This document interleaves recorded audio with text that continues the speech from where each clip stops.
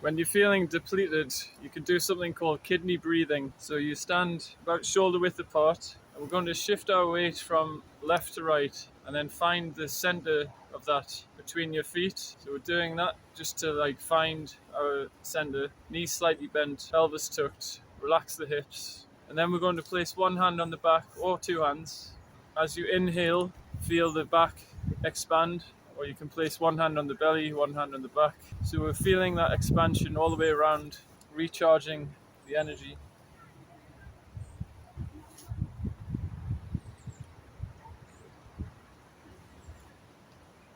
And let go of any tension in the body.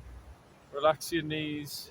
Allow all your weight to find equilibrium so that the weight goes through to the earth. Usually that central axis goes from the crown of the head down to the shoulder, to the hips, to the front of the heel or the back of the arch.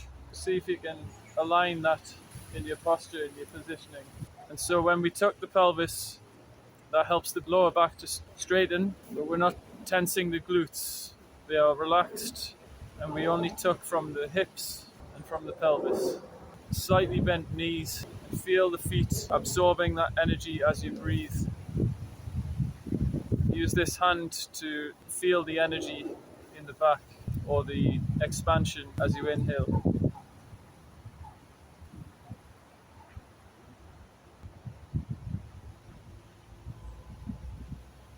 So a couple of minutes of this and you'll start to feel some energy building.